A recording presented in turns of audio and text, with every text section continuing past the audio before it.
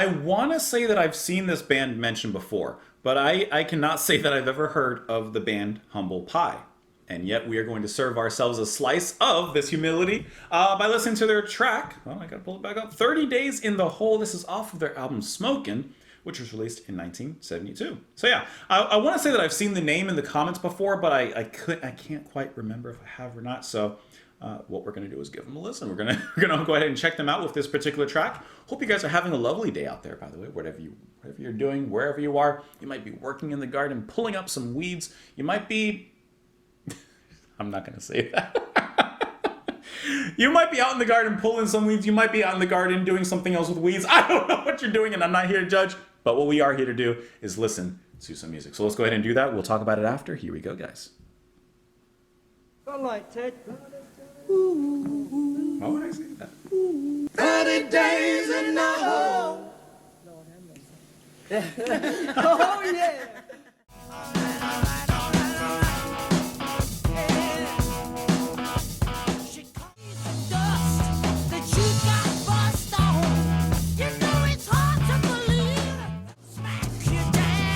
Yeah, smack you down.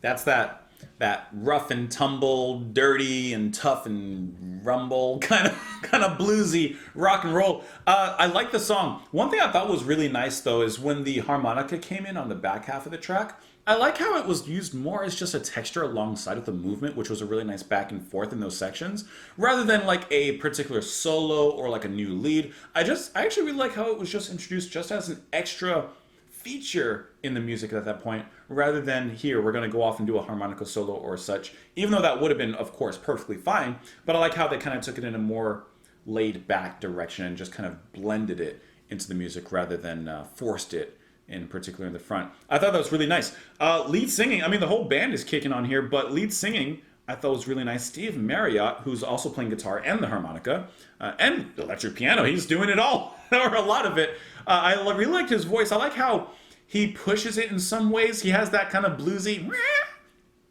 excuse me.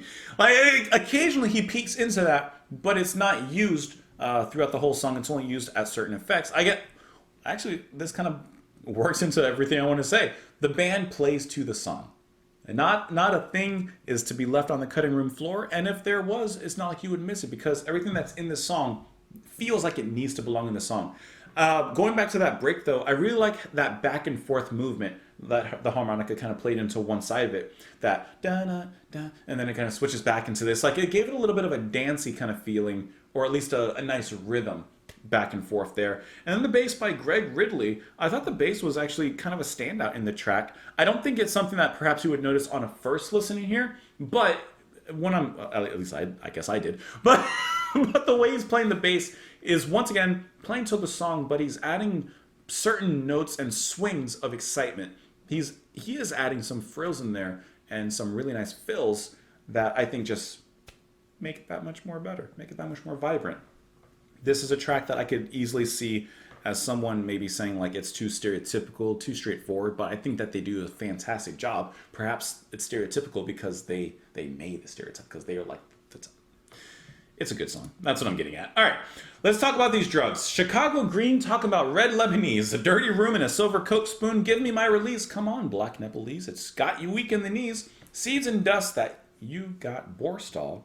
You know it's hard to believe. 30 days in the hole, that's what they give you. Listen, there's a smack ton of drug references in here. I mean, just a lot. I'm assuming cocaine because he mentions the silver Coke spoon, but I'm assuming all these other things are different things as well. Like when I see Newcastle Brown, I'm thinking of heroin, but I don't know if that's exactly what's being referenced here. And then, to be honest, when I saw the 30 days in the hole chorus, at first, I was thinking more of like a rehab, like 30 days in the hole to kind of cleanse yourself a little bit, but perhaps old habits return when he's out. But of course, it could just be being caught with different forms of paraphernalia and spending 30 days in the hole. Let's see. Newcastle Brown, I'm telling you, a sure can smack you down. Take a greasy horn, a rolling dance floor, it's got your head spinning around. If you live on the road while there's a new highway code, you take the urban noise with some Durban poison. It's gonna lessen your load. Like, hey, if you want to do this, you're gonna need a little something extra to keep you going, keep you sane on the road, because there's a different life out here, a different code, he says, out here on the road.